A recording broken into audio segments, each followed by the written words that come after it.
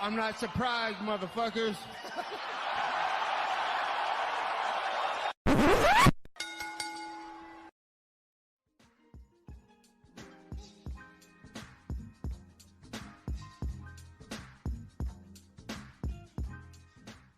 Welcome back to the Soundoff podcast once again. I'm Josh Soundoff. As always, welcome by the one and only man of the hour, too sweet to be seen, my friend and yours, Angel Ortega. We got a lot of stuff to talk about this week, and by a lot, we're going to do a lot of stalling, because there's very little to talk about this week. Do you even think that first half recorded? I mean, I guess we'll find out the hard way now. Huh? You even think that first half recorded? You kind of like did jump straight into it. No, I thought You think there was a slight delay? No, I think it was fine. I mean, we're keeping this in. We keep it raw here. We keep it. We are the rawest podcast in the combat sports space. Yeah, nobody. You think Tate Talk is fucking anything, dude? Yeah, is that what it's called? I don't even know. I don't know what they call that thing that they do. You know, I don't know. Dude, you're telling me do they have a podcast or stream? I thought they did stream. I think it's kind of like a mixture of both. Huh. Okay. Yeah, dude, you're telling me you watch Tate Talk and Sean Ryan and what are some of these other ones? Yeah, dude, I do that in between. JRE. I do that in between my favorite activities, like watching paint dry and my David Goggins inspirational speeches that I listen to while I work out. Yeah, and drink White Monster. Yeah, actually, what I do, I just watch those like alpha male boot camp videos, and I just get fired up, bro. You watch those really? Yeah, dude. The ones that make you want to hit your girlfriend? Dude, I mean, fucking. Somebody, I mean, according if you watch those videos, somebody's getting hit. A lot of the time, it's those guys. It's like they're like, "Oh yeah, I paid $10,000 to go to an alpha male boot camp," and it's like, dude, you could have just had a dad and like paid way less money. I feel like there could be. So I feel like some of those legitimately there is like it's probably just a scam. But I think all those are a scam, buddy. I mean, but I think some of those, because I've seen ones where it's like a father and dad, and I could see the benefit to that if there's like a hard relationship there. You know what I mean? Well, I mean, jokes aside, there's probably any sort of benefit in the ways if they're being like, hey, like, you remember Jordan Peterson back in the day when he, like, I'm not even joking, I'm not doing a bit here, before he became like super right wing, like, I don't know if people should have rights, like that sort of thing. But back in the day, like 10 years ago, when he's just like, yeah, like, you should just clean up your room, you should keep everything tidy in your house, psychologically it's gonna do something to you, like I think that advice could be used for a lot of young men. That's all I'm saying. I'm just saying a lot of people use that advice.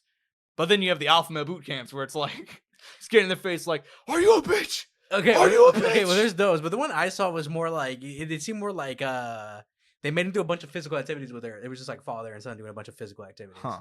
Yeah. Father and son, like they're actually father and son? Yeah. Okay, well that's different. Yeah, they're out there, they're fucking like swimming together, carrying each other, doing all this shit. They're doing outdoor boys type shit, basically. Kind of, but more. It almost felt a lot more hardcore, a lot more hardcore, a lot more physically intense, and then like you're a team, Got you. I think I know what you're talking about though with like those true alpha boot camps. I'm sure some humans have benefited from it who like probably did need like a big slap in the face in reality. But then there's also the other end of like, dude, you probably would have been just fine, like getting some therapy. You could have just gone to therapy and like gone to the gym 3 times a week and not paid $10,000 to get screamed at by some dude who's like there was one video I saw that it was like he was getting in the guy's face like, take your shit off right now.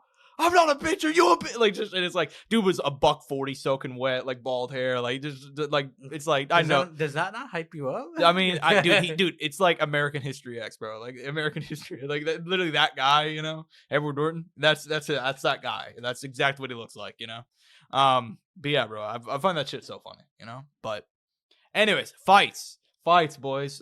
Fights happened allegedly. Fights happened. If it goes down in the UFC Apex, does it happen? I never see anybody talk about it, but there were a couple people talking about this because Michael Morales, Angel, main event, UFC Vegas 106, defeats Gilbert Burns by first round stoppage. Still undefeated in the UFC, seems to be on the rise. How impressed were you dispatching of Durinho in 1 round? It was way faster than what I thought. I didn't think it'd be the first round. I thought it would be potentially more drawn out. Definitely didn't think it would end in that fashion as fast as it. Did you pick Gilbert last week? Actually, I can't. I thought I picked Michael Morales, but I mean, I said Gilbert was going to at least put him through his paces. I thought he was at least going to challenge him. I thought it was going to be significantly harder for sure. First round finish like that was fucking shocking. And I will say I was going to put money like TKO Morales, but fuck, dude, even I couldn't have predicted that. No, I mean, it's one thing for him to beat Gilbert Burns, but Gilbert Burns in his entire career, you know how many times he's been knocked out in the first round, Angel? Once. Dan Hooker all the way back in the day. And it was 155. 155.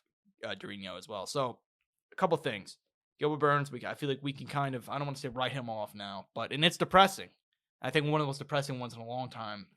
A guy just quickly declining.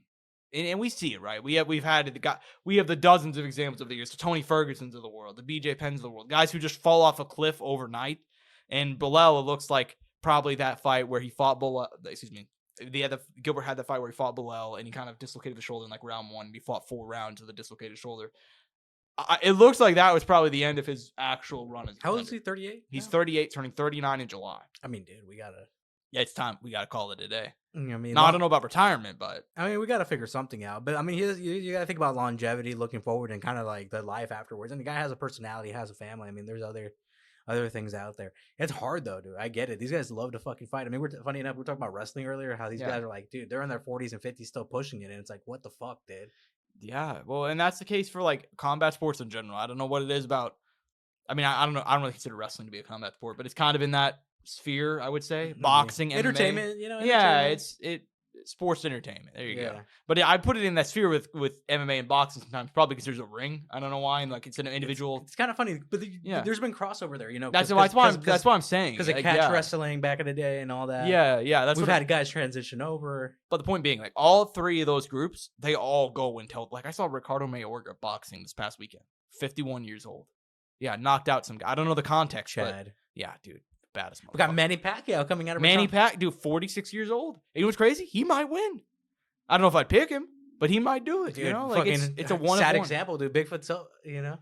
Oh God, yeah. Thankfully he stopped. I think he fits more in like the Tony Ferguson fell off like a cliff category though, because I don't think Bigfoot's only like 40 or 41. And then there's a number of other issues too there where he held stuff and then he just kept fighting. He had the pituitary gland issue, and like he had a couple medical issues. So and like I said, he just wouldn't stop fighting. Yeah, but it's depressing. Like it's depressing. Gilbert. Who was it who kept getting knocked out in BKFC? I brought him out before. Oh God, Melvin Gillard. Gillard. Yeah, I mean, dude, it was crazy that they sectioned that many ones, dude. And they were gonna let another one happen until they stopped it that week. And like he lost 12 of his last 13 in MMA or some shit. Like, but one of those 13 was this is the crazy shit. He fought Israel Adesanya at 185. Melvin Gillard, 155 pounder, which was a big test at the time for Izzy. Yeah, when he almost beat him.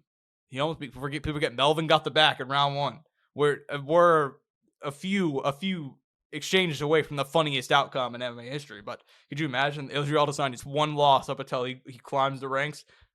Old ass Melvin Gillard. I'm just saying it would have been funny. But yeah, I mean, as far as this kind of main event goes, sucks for Gilbert, sucks for Durinho.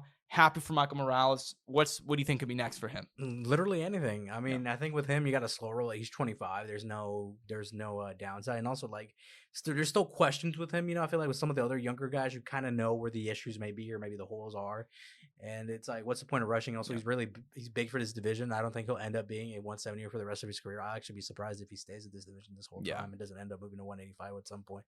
But dude, it's kind of weird.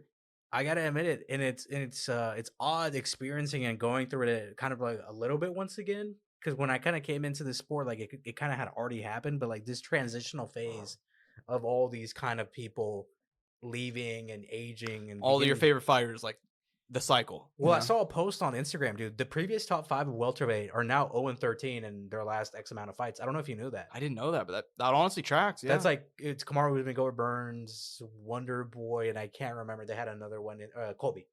Oh, well, I don't feel bad about that one. But I mean, as far but dude, that's the reality though. That's the state of what's going on. And fucking Kamaru might make that 0-14 here in a few months. Yeah, like, he might. Yeah. Like that's a possibility we're going through. Yeah, I mean, look, man, it is this sport. I can't remember. Was it Luke Thomas? I think he said like the sport fluctuates in years of like 6. Like every 6-7 years, like all the fires turn over, all the fans turn over. And I've started to see that. Now I'm going on like my kind of second cycle of seeing this, like all the guys that I grew up watching are now, there have been long retired. Isn't this almost pushing your third though? Yeah, I'd say so. I mean, let me think. I started watching in like 2011.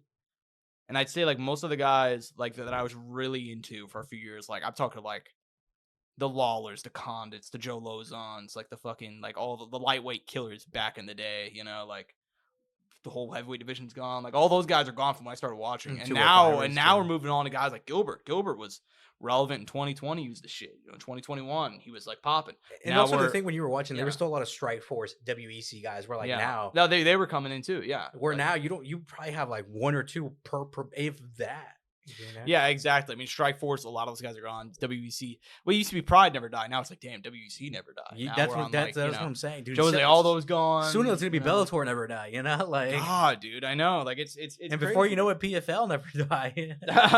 Give them yeah, that's gonna be in 3 weeks with how things are going, dude. Give them 20 years, they'll get there. Yeah. That's how long you gotta wait for some PFL nostalgia. About 20 years. That's what I'm saying. That's how long it's about. Damn, I wish I really see a Don Davis tournament right about now. Do you remember Clay Collard versus House Manfio in fucking 2021? Clay Collard versus Shane Burgos. Banger. Clay Collard. It's really all Clay Collard versus Clay Collard versus Pettis. Did they fight? I feel like they probably did, right? I don't know.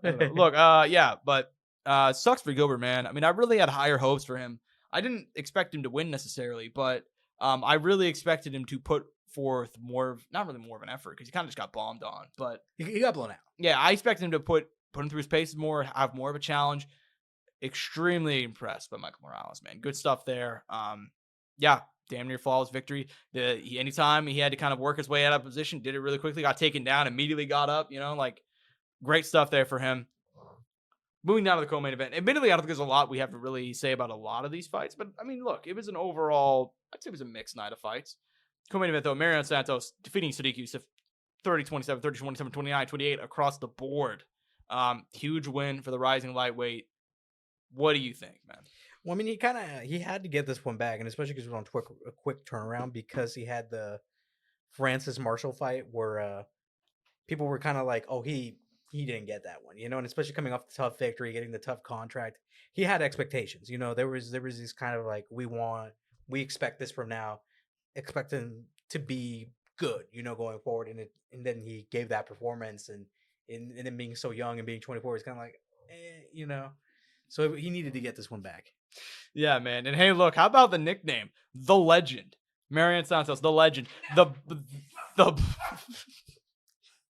the balls to have your nickname as the Legend, coming off TUF, and to actually live up to the hype somewhat. I mean, look, Sadiq Youssef is a guy that admittedly I thought was going to be a lot better in his kind of UFC tenure. But yeah, I mean, still, he went out there and dominated largely. Great stuff there for Mariano Santos. Yeah, man. I mean, bright future for the kid. Now 3-0 in the UFC. I don't know who exactly he'll face next, but probably a guy on the outskirts of top 15 if I had to guess. 16-1 now. You think so? You think they'll move him that quick? I think he's got a lot of potential, man. I mean, Sadiq Youssef's a guy that was kind of on former ranked featherweight and kind of on the rise and on the outskirts of top 15 already. You know what I mean? Granted, though, he was on a losing streak coming into this fight. That's true. He's already on 2 in a row. This makes it 3. That's true. I just think...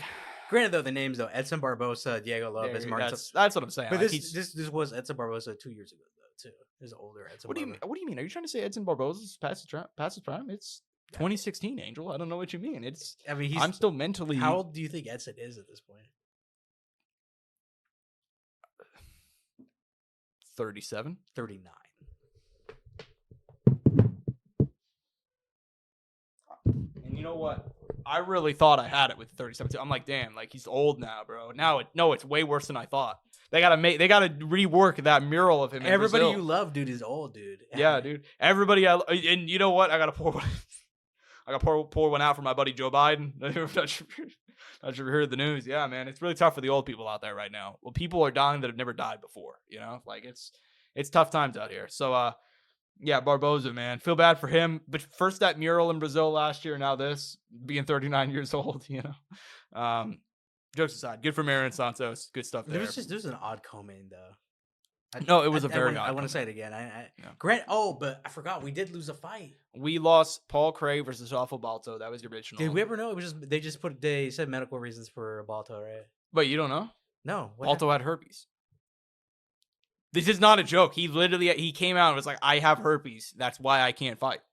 This is not a bit. This is a shoot. This is a real thing. This happened. Dude, he did the meme. You remember the one guy? Yes. He did the meme. Dude, he literally did. I'm not even... I was tired. I'm about to launch this NFT that's been chasing the world. I had herpes. Yeah, dude. Oh my god. 3 outbreaks. Three outbreaks of herpes. Oh my god, dude. That guy. Oh my god, I forgot about that. So guys, what was that? Was that TFFC? Yeah, fuck something. But we just found out, guys. What was his name? Sorry, I already. Rodolfo Bialto. Right? Rodolfo Bialto. Yeah. Had the herpes. He had herpes. Couldn't fight. That's why the fight got canceled. Hey, it happens. You know, it happens. God, that's gonna be a clip later. That's so good. Yeah, dude, I was thinking the same thing. Yeah, feel bad for Rodolfo Balto. Feel bad for Paul Craig. Hopefully they can get that one rebooked whenever his herpes clears up. Yeah. Anyways, rest of the card. I don't know how to segue out of that. How do we segue out of that? The guy had fucking herpes. Guy had herpes, man. I don't know. Fight got canceled. That has to be a first. I mean, dude, we're gonna have fucking a girl. Hopefully, one day have a fight canceled. She had a yeast infection or some shit. Dude, I mean, they've already fights have been canceled because I missed weight because of my period. Like that's happened before. Pregnancy. That one's happened. Yeah. Who was it? Was it Gianna Santos who fought while pregnant? Dude. That was insane. Like, how did you not? I think it was like so early, but I'm kind of like, it was really early. I mean, but I'm like, it was really early. People did like the math on like, wait a minute, you would have had to have been pregnant when they you were fought. Like, yeah, carry the one right here. Wait a minute, you were 16 weeks. No, it's just, dude, it was bad. I don't remember how bad it was, but it was like, oh, how did the commission not notice this? You know, I mean, she gave birth. I think the baby was healthy. Baby was fine. Yeah, I mean that. Hey, baby was just getting some sparring in. You know, that's the way it went. You know. Oh, dude, you're telling me. Yeah, I'm not gonna go there. Yeah, all right. Nerlston Rosabiov defeats Dustin Stolfitz. I was gonna be way worse, I think, than what you were thinking. No, I knew it was gonna be something bad. Nerlston, hey man, how about this kid? Now 4-1 in the UFC.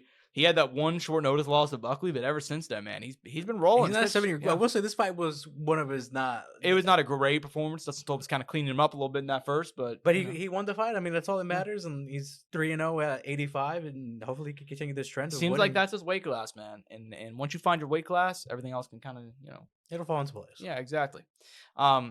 Mezcal Costa defeating Julian Erosa. Not shocked here. I mean, dude, we called it fight of the night. They should have a thing where you can bet on what do you think fight of the night's going to be, because we would have made money that night. Here's the issue. Lately, they have not been giving out fight of the nights, remember? But they actually gave them fight of the night for this one. Thank God. Dude, they deserved it, dude. I mean, that fucking ending sequence with Julian Erosa being as exhausted as... I mean, he looked like me if I threw punches for 2 minutes. You know? Like, dude, he was throwing in slow-mo, dude. He was worn out, but he 30 seconds on the treadmill, that's me. But he was still going, though. There was something about that I just fucking respected so much about him, just still fucking throwing with nothing there. Nothing. And he needed to. I mean, it was his only option to even think of potentially getting a win. And Costa now, by the way, did you see he competed 3 times? I think now 4 times. I don't know, in 85 days. Yeah, it's crazy, dude. I mean, you're talking about a kid that is... I always appreciate it whenever guys come through and they do this. They're like, all right, I have a short, limited window. I'm kind of hitting my prime. I'm 28 now.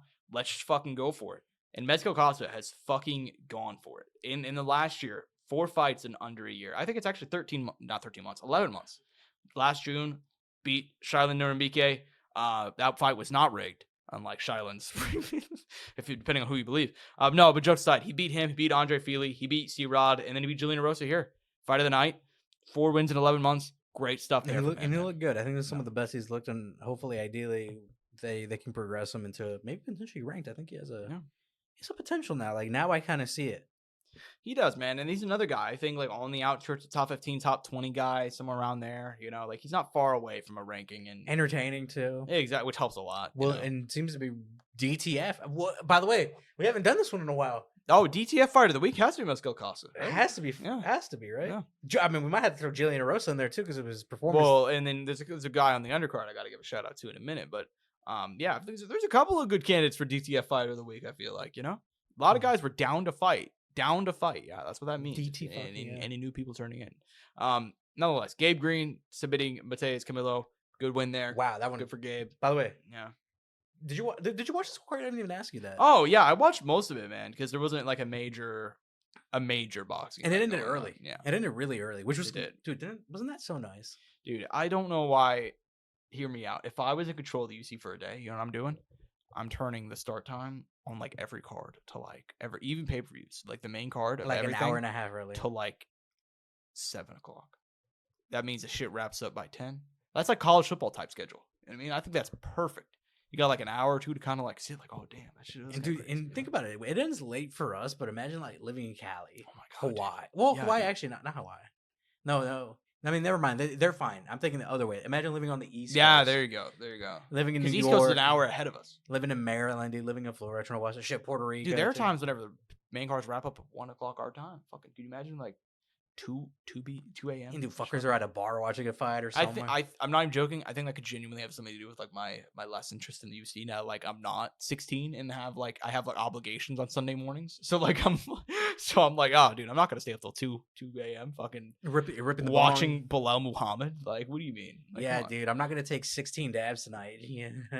I'm gonna be responsible. I'm only gonna do 14. Like, come on, dude. No, but the other guy that I think could be DTF fighter of the week. This man was down to fight Jared Gordon.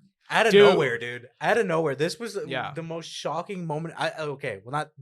Actually, this might have surprised me more than Morales, actually. Yeah. Actually, yeah, I'll take that back. I think this was the most shocking moment of the night for me because I thought Thiago Moses was going to win this fight. Well, and also it's a guy that's kind of like Jared Gordon has been kind of having a little bit of a career resurgence. Like he's 2-2 in his last 4, but it's one of those things like, okay, split decision loss to Nasrat, split decision loss to Patty in there, and then he has 2 other big wins, right?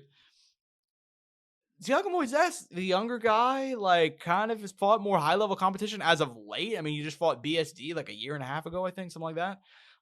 Didn't beat him, but you get the idea. I think it was a clean hit. Granted, I wasn't gonna bring up Moises. Like I feel like he's taking like a fair bit of damage too, but at the same, a lot of damage lately. But at the same time, though, I don't think this was an issue of damage. I think this was just a perfect fucking shot. He got fucking caught. He got hammered. Man. So. Good stuff from Jared Gordon, man. I mean, and he said that he feels like he's on like a 5-5 winning streak at this point, just mentally. Like that's what I tell myself when I wake up, dude. Yeah, I feel the same way, dude. Like I feel the same way. I'm also riding a 5-5 winning streak right now. Yeah, undefeated in my last 5. No, just like good stuff for Jared Gordon. I don't know who will fight next, but I feel like he's kind of. I don't know. Maybe he can earn a Jim Miller type fight. You know what I mean? Like I think he's kind of at that point, you know. But I don't know. We'll see. 36 though. He's still chugging along. Maybe he can pull the Bobby Green and like sneak into the rankings for a bit. There you go. That's a fine fight. I like that. You know. I mean, I don't know if he should fight Bobby Green next. I mean, I think Bobby Green should take some time off. Yeah, that's what I'm saying. Bobby should, you know. But. I'm saying I feel like he could potentially become like the new Bobby Green. Oh, I see what you're saying. Okay, yeah. I see. Yeah, kind of look at that. Yeah. One down. Yadir Deval. The hype, man. He's showing why he's that highly viewed. Defeating Connor Matthews inside of 1 submission win. Good stuff. You know? Good stuff. Luana Santos scoring a submission win. I'll give credit to the ladies. I thought the ladies kind of actually had a couple nice fights on last Saturday, man. Luana Santos, one of them, picking up the submission win. Denise Gomez picking up a knockout win, just brutalizing Elise Reed. She blasted that poor girl. I was not surprised with that one, but even then I was like, damn, okay, all right, I see you. Dude, it's a little different when you see like a gal like generate that kind of power and like put out a gal like with her hands, you know, because like elbow, knees, kicks, you know, with the ladies. I hope it makes sense because of like the power you can generate, dude, but like straight fist down the pipe or right hook like that just blast a gal is pretty insane. That's the whole thing, man. It's like, and I mean this this is gonna sound crazy, but this is the highest form of compliment I could pay. But like Chris Cyborg and Amanda Nunes, like they punch like men. Like they punch harder. Like dude, like the average dude can't generate that fucking power. You know what I mean? Like just the how their body moves and like the power they generate. It's rare to see a woman generate a lot of power in terms of that way. Denise Gomez, she did it. You know, props to her, man. And I mean, this might sound like that. I don't hope people aren't taking that out of context, but it is true. Like women just don't finish as men in MMA. Like that's why the betting stereotype is over 1.5 rounds for women. It's guaranteed most of the time. Like 70% of the time you're gonna fucking hit. So there you go. That's some betting advice. Go ahead and follow follow the link down below if you haven't already. It's BetMGM. Get up to $1,500 bonus bets paid back. But hey, you know, if you would have taken the over, you would have not hit because Denise Gomez is just a savage at the start of round 2. But generally speaking, most of the time. Nonetheless, Park Sung-young defeating Carlos Hernandez. Hey man, blood at flyweight. We love to see it. Keep it rolling, man. And Tisha Pennington, dude, it feels. I don't know if it's wrong, but the fact that she's 35, already had a baby, and like these women just can't beat her. She's riding a 2-fight winning streak now, man. Hey, good for Tisha Pennington, bro. I'm not even joking. Good for her. You know. Any thoughts on remaining stuff on this card, man? No, none specifically. I mean, it did its job. I mean, it was in the apex, but it had its entertaining moments. People came out there to fight. It had its finishes. It ended a little early, which was nice. We had a bang out. in there with the boys at 45, and then obviously we had this de-crowning moment and kind of crowning moment with the guys in the main event, and so I mean it was good enough. It was a decent night. It was a decent night of fights. It wasn't anything too crazy. But yeah, man, I thought it was fun, and you know, there is no UFC this week. There's no PFL this week. There's no boxing. No this KSW. week. No Cage Warriors. Nothing like that. No Ryzen. Nothing major at all, man. I mean, I even feel like boxing wise, like what's there's nothing. Happening? I don't think. Yeah, I mean, last week there wasn't. I mean, there was Dave Allen. Shout out Dave Allen. We're not gonna recap this one, but Dave Allen fucking knocking out Johnny Fisher. Shout out him, man. I love me some Dave Allen. But yeah, there's been really nothing going on in a lot of combat sports. So admittedly, it's gonna be a shorter episode. We do have a couple things to preview, a couple of news to kind of talk about, a couple of news pieces. This one shocked me. I'm not gonna lie with you. I don't know how you feel about this one, but this one really came out of nowhere. This past week, Jake Paul, Julio Cesar Chavez Jr. official July 29th happening. Now we have an undercard fight. Angel, Holly Holm, former UFC Women's Bantamweight champion. By the way, I just gotta say that shit either came out the same day we did the podcast or like a day later. It came, yeah. There were two things that came out. Now, granted, one of them was Patchy Mix, which we already talked about him signing with UFC. But that's official. We can officially talk about it. fighting. We can talk. Well, there's more news there. Yeah, but Holly Holm is another one that came out the day of the podcast. So literally 2 hours after we filmed. So thanks for that. Yeah, nonetheless, bastards taking on the undefeated Yolanda Ochoa, who admittedly I know nothing about, but on the opposite side of it, Holly Holm, I mean, a former champion, one of the greatest women's boxers of all time, hasn't boxed in over 10 years, but now she's making the return. Give me your interest level in Holly Holm's return to the boxing ring this summer. I mean, I'd gone back like maybe like a year or two ago. I can't remember at what point, but I did watch a few of Holly's boxing matches like a little while back. Why the fuck not, dude? I mean, kind of weird though, because she's like inducted into like the Boxing Hall of Fame now, right? Too. Yeah. And she's by the way, I didn't even realize she's not with the UFC anymore. Like I didn't even. Oh, you don't remember, dude? Oh my god, no, she got cut after she lost to Kayla. I forgot about that. And she signed with the GFL, and the GFL ended up doing GFL things, and here we are. I completely forgot about that. Yeah, you're right. Yeah, she's gonna be taking on Yolanda Ochoa, who is 10-0, 1 win by knockout, and every win she has is over people. The records are 4-2, 7-2, 3-11. Boxing stuff. I mean, it's a smart thing though to get like Holly back on the water, and she's older too. I think she's 43 now. She doesn't look 43, but she's 43. Shout out Holly. Dude. Shout out to Holly, dude. She's still.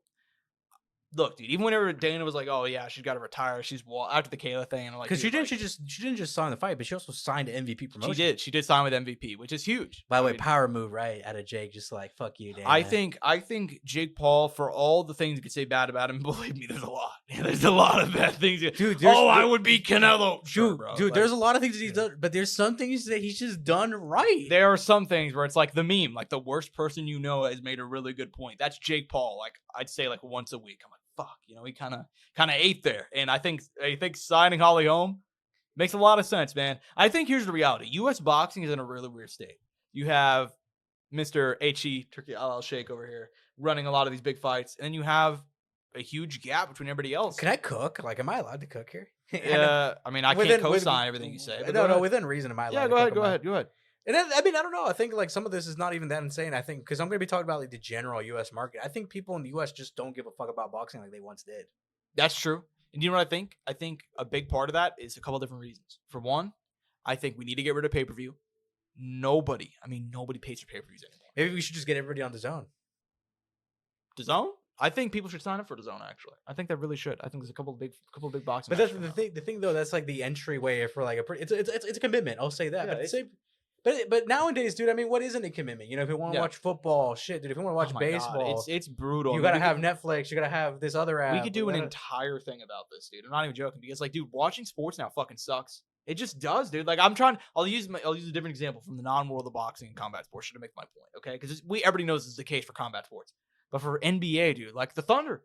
The Oklahoma City Thunder, they're killing it right now. Western Conference Finals, just won game 1 last night. He's a free throw merchant. Sure, bro. Whatever you got to say to make yourself sleep at night. Okay? I mean, there is stats to kind of back that up, just to be. Yeah, honest. But if he was white and he's winning, Serbia, nobody would care. But he's winning though. So I know. I'm just saying, it's like Jokic had more free throws himself than the Thunder did throughout the first 3 quarters of Game 7, and nobody gave a fuck. So I'm just saying, you guys pick and choose. Point being, I'm trying to watch the Thunder. Okay, how can I watch the Thunder? Okay, Game 1 on HBO. I have HBO. Sick. Game 2, ESPN. Can't watch it because I don't want to pay. And it's like, oh, wait a minute, we'll be on ESPN Plus. Let me search up ESPN Plus so I can pay give them $13 or whatever the fuck. No, you can't do it because then you have to tie your ESPN Plus to a cable account. Which is insane. Which is like, dude, I gotta, like, what? Like, what the fuck? So I can't watch that, and I have to figure out alternative means. I go to my local Buffalo Wild Wings to watch half the Thunder games. Even though it's like I'm trying, but I'm not going to pay $70 on top of the $16 I'm paying for HBO, on top of the $10 I'm paying to have access to ESPN Plus. I got to pay like another $50 to have like, you know what I mean? They're just ridiculous watching sports. Also, I feel like and boxing and MMA are the worst at it. And then outside of like obviously the HE and what they've done, I feel like other boxing promoters they're not promoting as well as they have in the past. I think promoting. Yeah, I mean, the promoting game now is just promoting now. I don't know if it's harder, but I feel like the interest in how to make people interested is, I don't know, they just don't know how to do it. I think they don't know how to get people going. I think the issue is that think about in the UK, boxing's in a great spot. Let's say that. Boxing's in an incredible spot in the UK. But that's because they support their local talent. They do. And they're a smaller country. There's like, several reasons for that too. A Eubank Ben could have never happened in America. That fight could have never happened. Not even just because of the rivalry type shit, but like, dude, like, think about it. You see like a guy for boxing in America, like, oh, this guy has 3 losses versus one guy who's not proved anything. I'm not going to watch this shit. Like, do they have to be 2 undefeated guys with inflated records? It's not like there isn't like American talent that isn't entertaining. You know what I mean? It's not like there's a lack of fighters. I mean, there's guys on the rise too, and you know, there's always someone. That's not the issue. I think the issue is literally just with promoters. Yeah. And it's like, it's funny because I think honestly, it's gonna sound crazy. I think I've come full circle. I think Oscar De La Hoya might be the greatest American promoter right now. Think about who else. No. You know what's funny? Bob Arum. I heard someone else talking about this. Yeah. I think that's actually not actually that insane of a take. Yeah, I mean, think about it. There's Bob Arum, there's PBC and Al Heyman, which I haven't seen Al Heyman in. And respectfully, we're only gonna have Bob Arum so long, dude. I mean, he's 93 and he's still going. He still has enough energy to yell at my boy Cop. So I mean, right? Yeah, shout out Cop, man. I saw he was getting bullied by Shakur in a recent interview. So I'd be like that. Yeah, I'd be like that. But yeah, I mean, and you look at you got the Ludabells of the world, but like for the most part, it's like who's making more noise than Oscar De La Hoya right now? Like, dude, he's getting his guys into big spots. And Turki Al-Sheikh is excellent. Oh, well, I mean, Turki, I don't even need to reference him, but I'm talking about like American Strict League promoters. You know what I mean? Yeah, like, no, without a doubt. I mean, if we're including everybody, it's like obviously HE and Eddie Hearn's out there. I'm telling you, dude, you know? I think what they need to do is fucking do another Super 6 tournament, dude. Get people rattled up, dude. Make this shit huge in the US. Make it travel from the East Coast to the West Coast. Make it end in Vegas. Make it a sick weekend, you know? Yeah, I think there's a lot they can do. And I think there's a lot of fun stuff in the works. Let me be clear. You're telling me a tournament with like Bud, Gervonta, Devin Haney, Teofimo, all of that would not be fire as fuck? Yeah, dude. And here's the thing too, is like with fire Showtime like documentary following these guys in face to faces and podcasts. Hear me out. I've been saying this for a while now. They should do just a heavyweight tournament. Do a heavyweight tournament in boxing. I think right now you have obviously Alexander Usyk is about to retire, bro. A lot of those belts, granted, if he beats Dubois, this is obvious. Dude, put it up in a tournament, and name the tournament undisputed, and made another belt and make the undisputed belt for the tournament. HE, I love you, brother. I'm telling you, and I know he's always cooking something. I'm just telling you, man. Hey, an 8-man tournament. That's pretty fire. That was pretty fire. An 8-man tournament of like 8 top heavyweights. Not even 8 top. Just like throw in a wild card. Throw in Ngannou in there or some shit. Like throw in some crazy names. Klitschko, fuck it. Yeah. I'm not even joking. I said this on the podcast. I was like, dude, grab like 8 guys. Do Klitschko versus Ngannou or some shit. Dude, like get a fucking kickboxer, fucking Poatan in there, dude. Why not? I mean, I'm just saying, dude. Like, do some fun stuff in boxing, man. And I think right now, for all my issues with Jake Paul, the fact that that's why he does such big numbers. Not because he's Jake Paul. Nobody likes Jake Paul, but because he's something unique. No, it's something unique. No, it's true. It's something unique. Like he's an interesting guy to follow, and it's an interesting story, and people like stories in their fights. And I also think like the heavyweight division in America is not very good either. Unfortunately. When was boxing popping for a few years there? It was where Deontay Wilder was making some noise. Was it? I don't know but I think that was just kind of like globally felt like boxing was back. I don't think that was like inherently just like, oh, boxing's back in the US. I don't disagree. I think it helped it to be back. I think there is newer fans, and I think boxing has had people come back, but I think it's had more people go than than grow or come back. I completely agree, and that's unfortunate. And it's like I see people talk about it. I see people talk about boxing, and it's like, oh, that's just Jake Paul. He's the biggest name in boxing. It's like, oh man, we got to shift that narrative. You know what I mean? Because as much as I like it, like I don't want people thinking, oh, boxing, that's the Jake Paul, Mike Tyson fake shit. Like I don't like that. That's why Jake Paul's a net. At one point, everything's rigged now, dude. Oh, that's the big thing now, dude. Every sport is rigged. Dude, I've told you this for a while. I think it's a psychological thing. People in this country as a whole are just one out of three you meet are just like fucking crazy. Dude, by the way, this is so random. I know it's completely off topic, but I saw yesterday. It was we have time. Go ahead. It was I know, right? But it was they were showing like a bunch of highlights. I think they were maybe like specifically WEC highlights. Okay. I don't know if it was like some anniversary. Oh my god, I think I know exactly what you're best. And it was, you already know where I'm going. Yeah. But it was I saw a comment. It was like something about the Benson Henderson kick. Dude, how like was there something that occurred? Because Benson Henderson had his foot on the back of the cage, which that was the sign for him to kick him. Don't you know that? You're so dumb now, dude. Like I wonder like what started something specific had to have started that, dude, because it just doesn't make sense. I think one out of but dude, someone in this current time said it looked rigged. Yeah. They didn't say the reaction was like it wasn't like, man, that's still rigged or I think that kick was rigged. It was like that first clip kind of looked rigged or some shit like that. I was like, dude, that's the problem. I'm telling you, everybody thinks everything's rigged, and it's if they don't like it. That's the reality. If they don't like it, it's rigged. God. Dude, I mean, you know this. NFL, it's rigged because the Chiefs win. It's just because we make Buffalo shit their pants every time they play us in the playoffs. Like, God forbid, like seriously. I mean, it's the same thing for the NBA. I mean, it's the same thing for every sport. If you don't like it, it's just rigged. That's just the reality now. You don't have to live in reality anymore. You can be like, oh yeah, it's rigged, and then you get like 7,000 faceless accounts on Twitter that agree with you. So, yeah, man. And that's not to say that sports aren't rigged. Some sports have been, verifiably rigged, and you get fixed fights occasionally, or you get weird shit. But for the most part, man, like. Yeah, it's crazy. It's crazy. But yeah, man, just kind of close out on this situation. Holly Holm, good for her being back.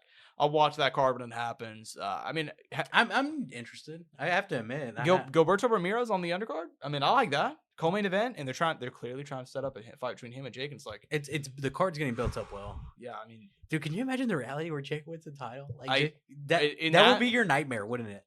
I wouldn't say nightmare because like everybody knows that, like they want to push him to one. So like yeah, they'll give him Shane and Briggs or some shit. Like they'll give him the oldest possible. Shannon the Cannon's been quiet, right? I think he's actually fighting in June. Fighting in June or July. He's having some like tune-up fight. Where at? Tennessee, maybe. I'm surprised he hasn't just been able to fight Klitschko somehow with like how things are going. Hey man, what you eat, I eat, champ. What you eat, I eat, champ. Yeah, man. Oh god, I love me some Shannon the Cannon. But yeah, so we'll close out on that Jake Paul thing. Yeah, man, I really hope they book him against Zurdo Ramirez. I mean, that would just be... He might die. You know what's funny? Like, I watched Luke and, like, other people, like, shit on the JCC fight, but I'm like, dude, like, I hate to say it, but I'm like, this is, like, the first legitimate fight he's kind of having. Oh, I mean, if you look at it the way that, like, this guy's a boxer, yeah. Yeah, like, that's where my interest is at. I mean, granted, like, but, dude, like... Dude, he beat Andre August, bro. What do you mean? God. No, but, like, you know what I mean? When it comes to competition, I'm like, this is, like, the one guy who actually has, like, a resume. Well, and it's because the reality is... And he's not so far out where you're like, okay, we know it's going to be a complete wash. I think... Well, here's the thing: is I actually went back and watched because I haven't watched a JCC fight. Granted, he did have that one random loss like in Mexico against some rando. I hate to see. Yeah, he also I watched the Uriah Hall fight like 2 days ago because I was like I didn't even watch that one at the time, so I like tuned in. I'm like, let me just see what he's got right now. It's Uriah Hall's, he's okay. He's a former MMA guy, and I'm like, dude, like I thought he lost Uriah Hall, bro. Like it was that close. Like it's damn, dude. Uriah Hall, who was walking forward throwing like 3 punches. And granted, I feel like the thing is with him too. It's like how serious does it want to be? That's exactly. I feel like that's entirely what his whole career depended on is how serious he wants to be. Well, I feel like if he wants to show up, he can show up. If he doesn't want to show up, he's not gonna show up. Well, here's the thing too: is like people forget and people shit on him so hard, and I get it because like no, he was not as good as his dad, and he's gotten a lot of opportunities, he squandered them. But he might be the greatest son of a like boxing legend of all time. It sounds crazy, But the guy's a former champion, defended the belt a couple times, knocked out Andy Lee, nearly knocked out Sergio Martinez in that banger back in 2012. The guy just had years of excellence up until he fought Canelo, and then he kind of just there was bright spots. He had moments. He has something that but now I'd say since when you fight Canelo, and also going to talk about like the guy did have like bad addiction. That's what he's been to rehab. Like that doesn't help it either. Really, ever since the Canelo fight, like he's kind of just been him and he quit against Daniel Jacobs in like 2019. I want to say like he's not. There was a point in time where I feel like he didn't want to be there for any of those. Though. No, he didn't. It depends on if he wants to be here for I think after Canelo, he didn't want to be in any of those. I think he was just doing them to do them. Absolutely. I wonder if he's going to be here for this one just to be there. Because I genuinely think, even in the Silva one, I think he was just there to be there.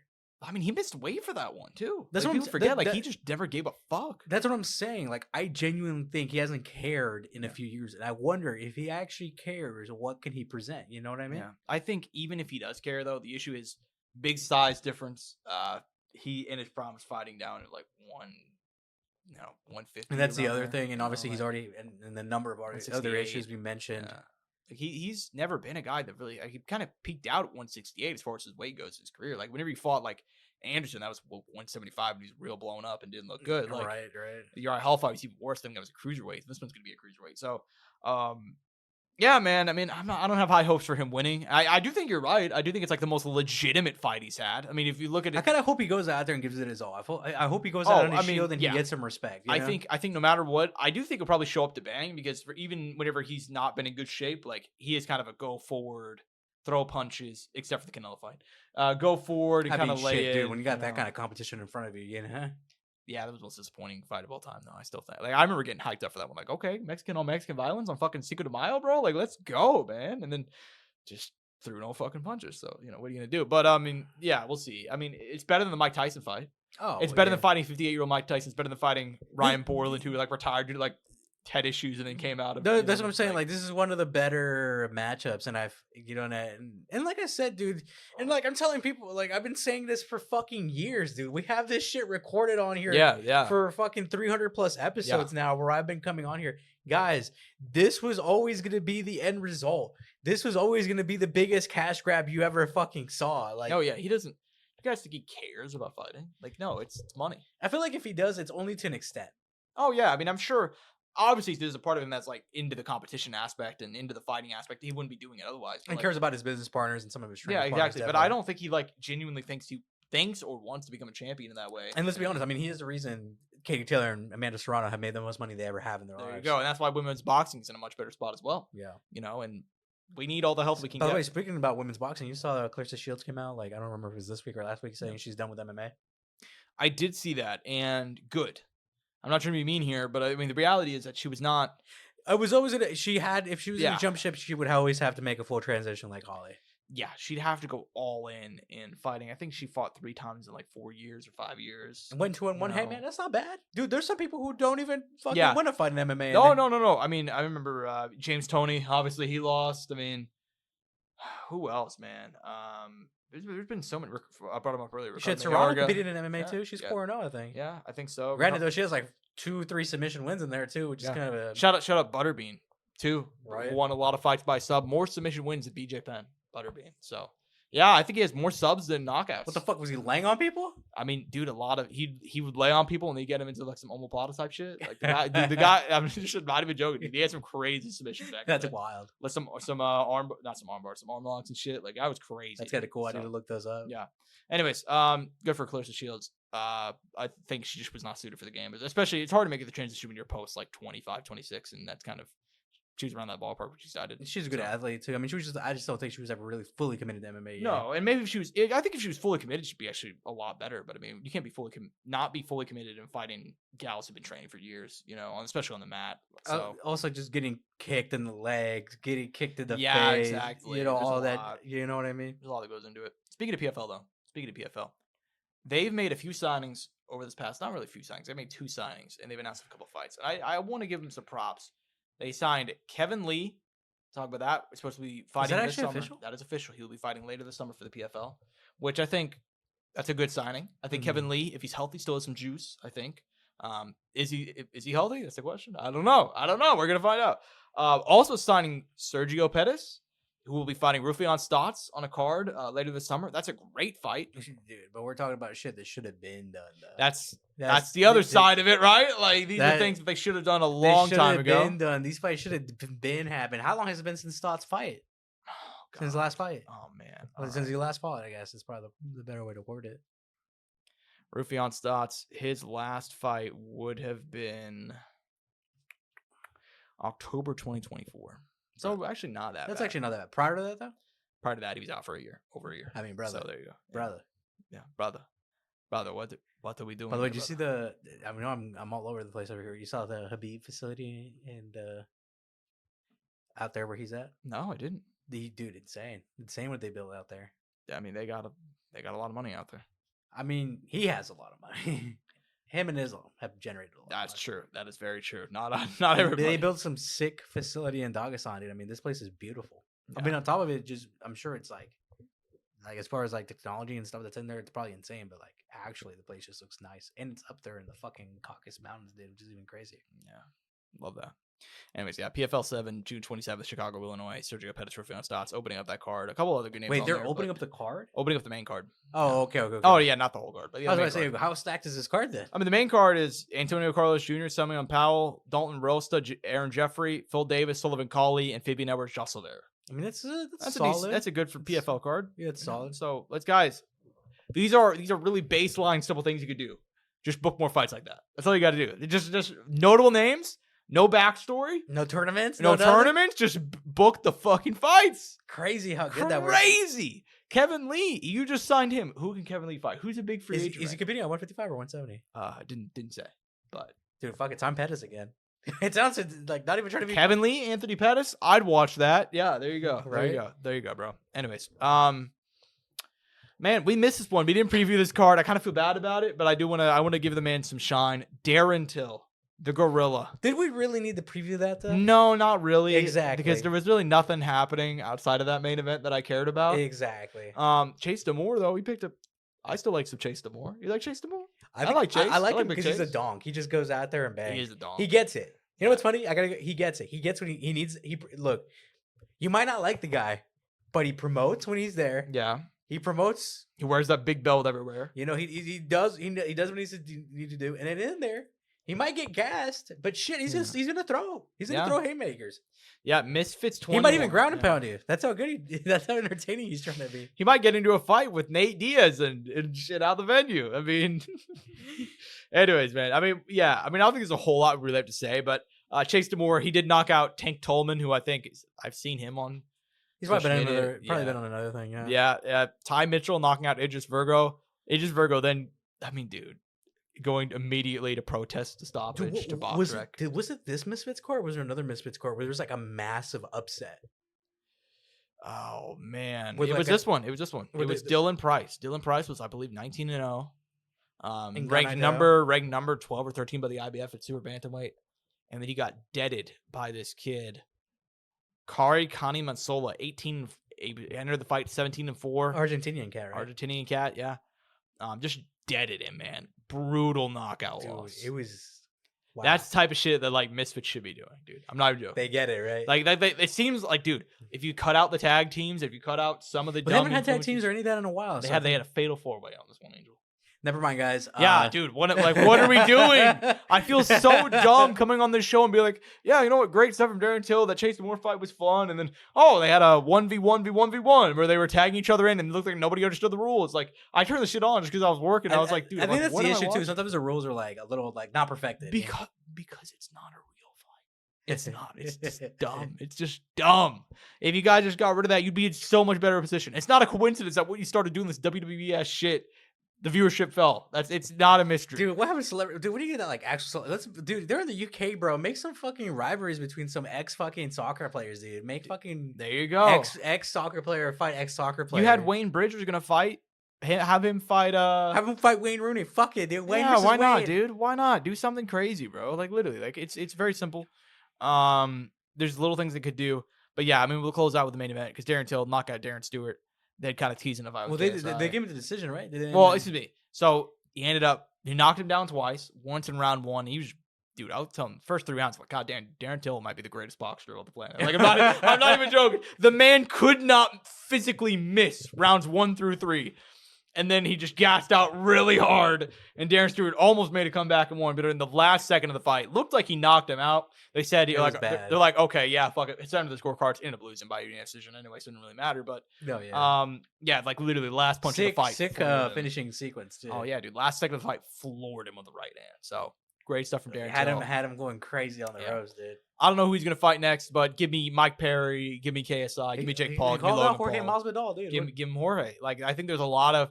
In this weird sphere of crossover / MMA / celebrities fighting and boxing, Darren Till is one of the best ones. By the way, I saw something on Twitter, and this could be entirely bullshit because you know how this shit is. Yeah. That apparently JJ and them sent a contract to a Jake, like an official fight offer. They've been going back and forth. They've been going back and forth for like a year now, right? Was it a year or 2 years ago? Because you remember not too long ago? They got really close to fighting at one point, I remember, yeah. Was it end of 2023 leading into 2024?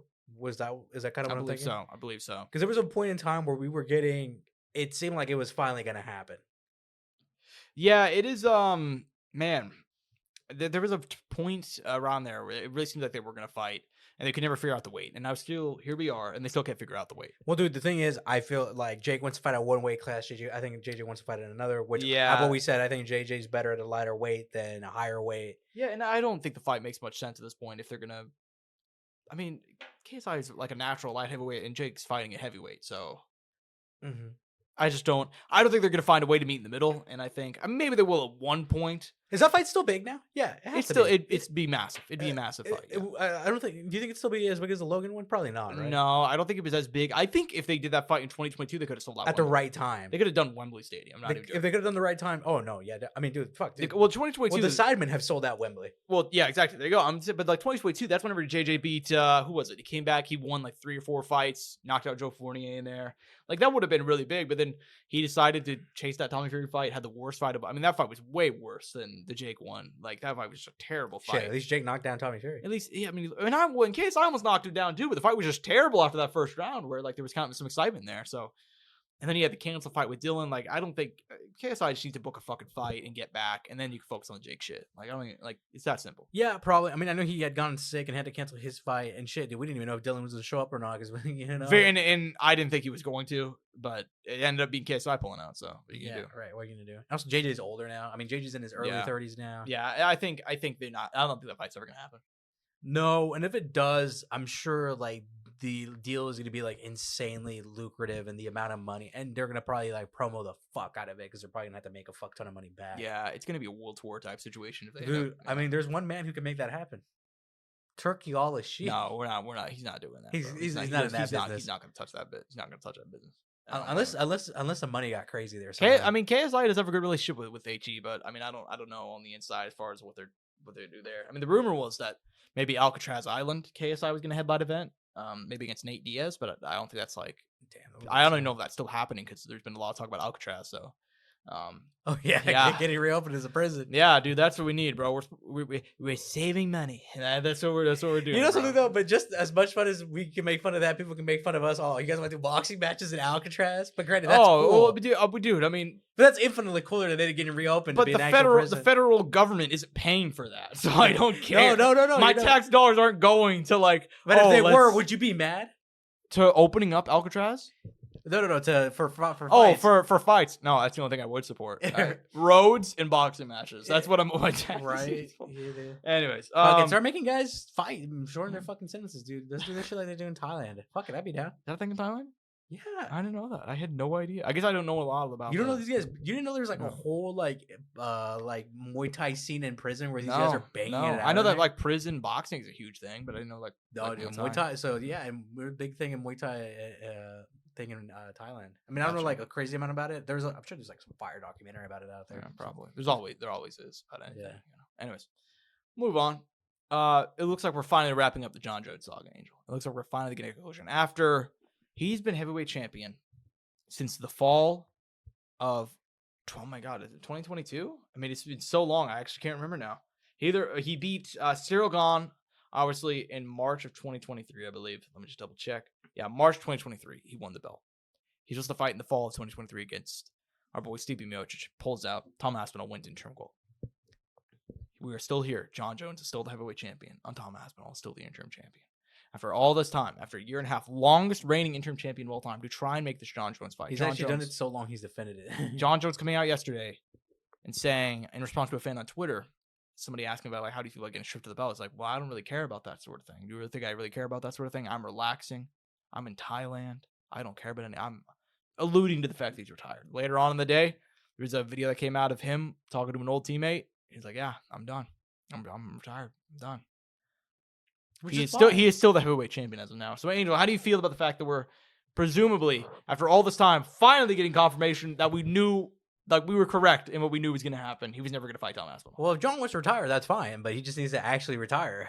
You know, I think if any human being wants to step away from any combat sport at whatever point in time that they do, that's fine. Well, and he said, I'll give him this. He said he told the UFC a long time ago what his plans were. So it seems that it may be the UFC holding this up, essentially trying to maybe try and convince him. To come out for one but more. I don't think there's any. I mean, they're not gonna change their pay policy, and he's not gonna change his mind. He says, "I want to fight Tom Aspinall." Do you think that was pretty much Jon's whole thing? He's like, either pay me this amount or I'm going to retire. Like, there's no in between. Yes, and that's what he said after beating Stipe in November. You know, he said, "I need to get fuck you money, or I'm not going to fight again." And it's similar to in 2020 when he's like, "All right, I'm vacating the light heavyweight belt. I want $20 million to fight Francis Ngannou." And then they did not pay him $20 million. Francis Ngannou left for the PFL, and then he's like, "Okay, I will fight Cyril Gane." Well, like, and look, I mean, we know where the ball's at and what court it is. I mean, it's in the UFC. They're the only ones who can make this happen if they want to, and pretty much the only way that's going to happen is them giving up money. Well, and they could easily book this fight. They can give him. They have enough money. They have enough money to do it.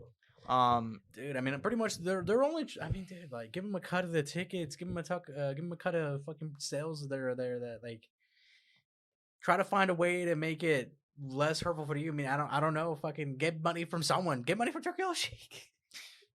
Dude, I mean, the reality is they don't even need to get the money, man. I mean, I'm saying if they don't want to spend that money. What I'm saying is, like, I see. Where there's a will, there's a way. Yeah.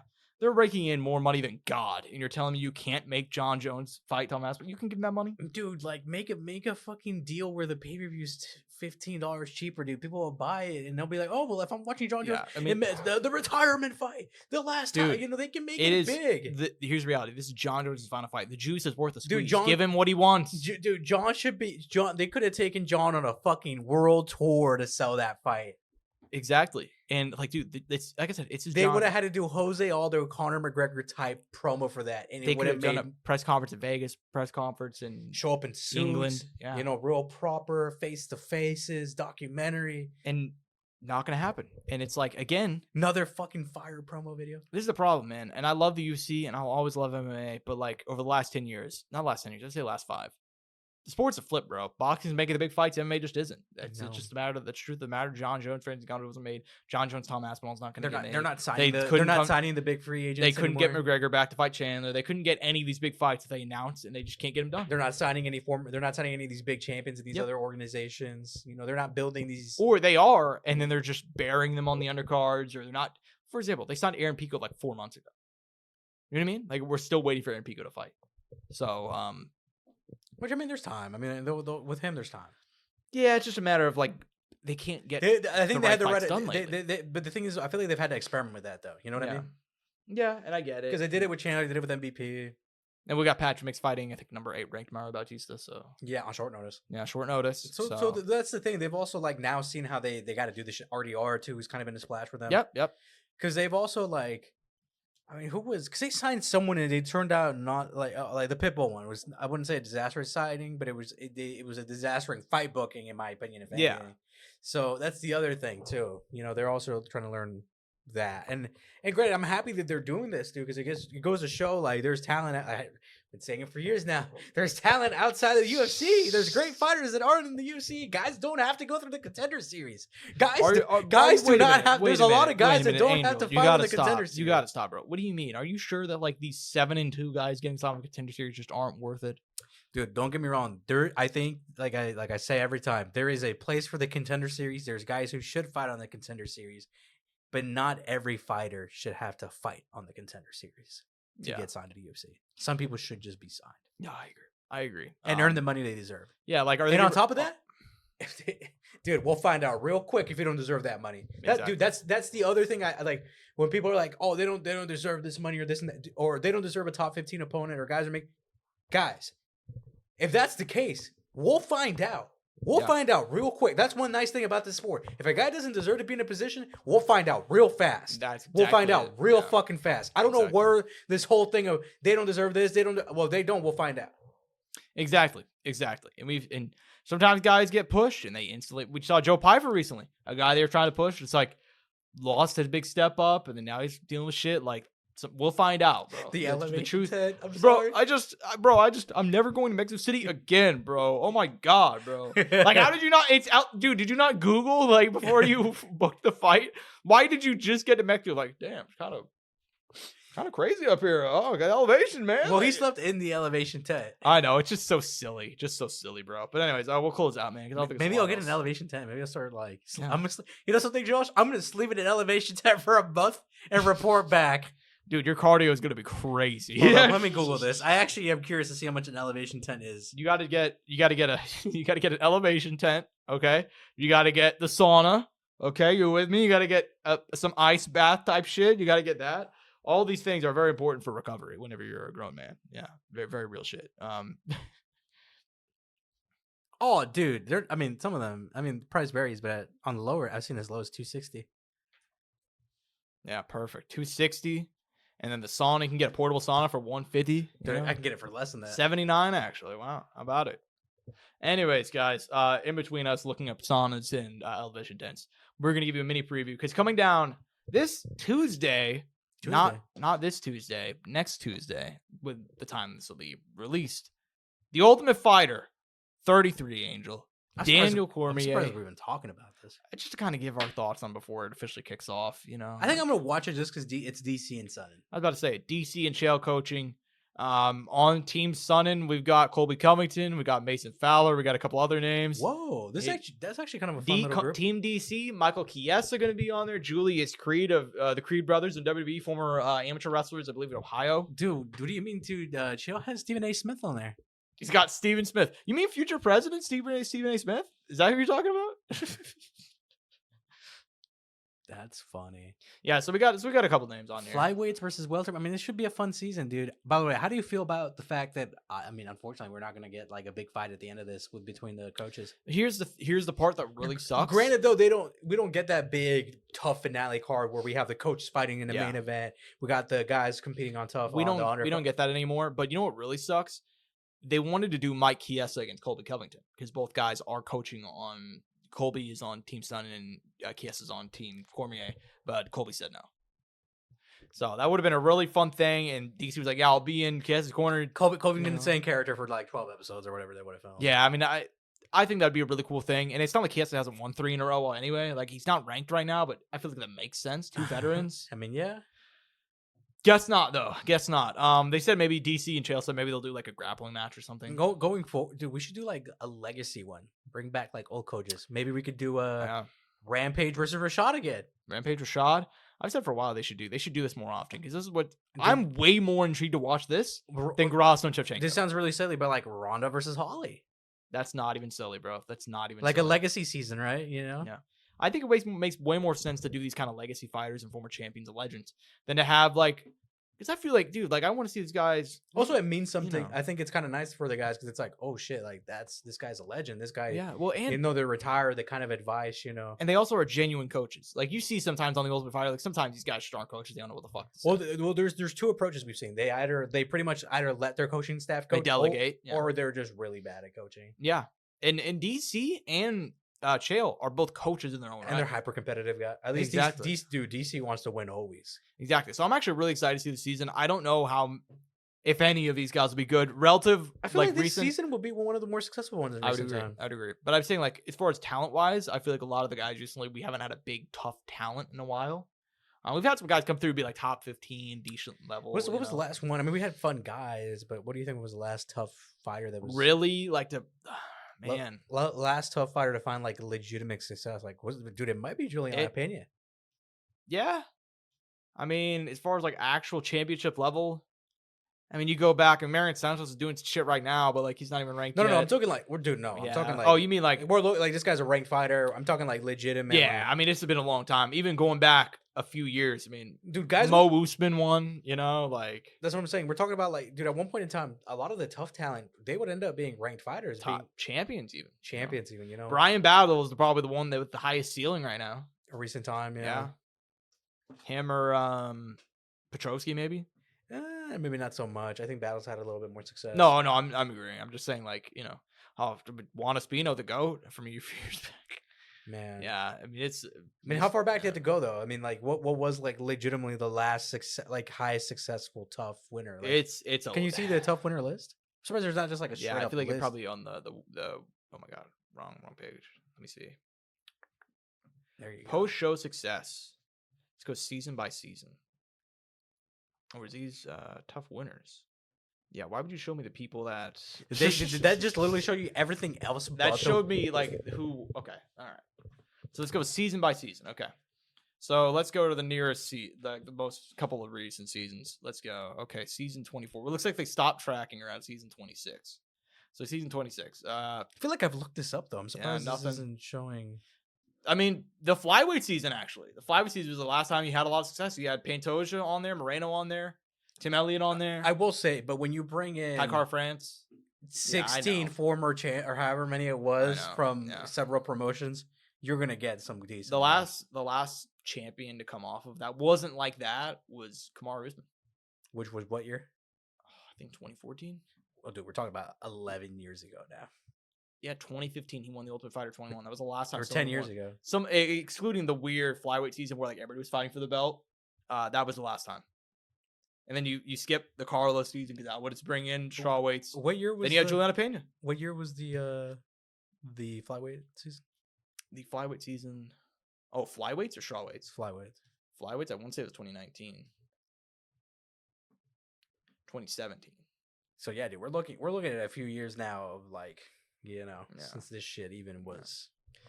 Well, maybe somebody will come through here and make. There's a big gap there, dude. That is actually kind of scary. Yeah, man, it makes sense because when they have like the majority of the roster come through on TUF, not TUF, on the Contender Series, TUF just doesn't matter as much. So, I don't know, man. Any closing thoughts on Vegas we want to talk about, man? No, I mean, unfortunately, it was a slower week, but hey, man, I think we made the best out of it. We got some clips out of it, a little bit of clip farming today, for the funsies. Oh, of course, man, always clip farming, So hopefully. And look, once we come back next week, we're not in the Apex. The cards are going to get insane. Hopefully, the fight announcements get even wilder. Mm-hmm. Like we're leading into a packed summer. We're leading into a very packed summer, and boxing will probably ramp up here too in a bit. It's looking good. Dude, I'm not gonna lie. This I was actually like, it was a very uninteresting start of MMA this year. It was really bad. Like one of the more memorable ones. Like, and there's dude. I can't remember if it was like a year or two ago where I would come in here and legitimately be like, dude, how the fuck are we going to get through this week? Dude, I know. At one point, I was one of those weeks. Too, I hate to say it. I mean, and I'm not going to lie to you. I never even think I've said this publicly, but we'll have it on recording just so it's on here forever. But I was like, dude, what's the point?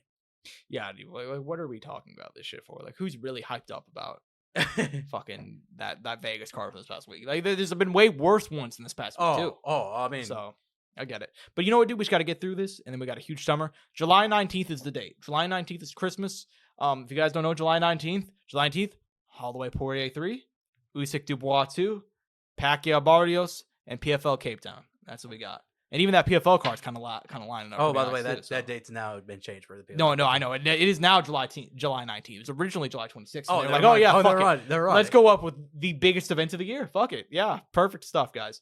Masterclass from Don Davis again. Anyways, hope you guys enjoyed. Hope you guys enjoy the fights coming over the next few months. I'm at Josh Soundoff on Twitter. He's at Angel Ortega _01 at Courtside Soundoff for all things related to the show. Peace.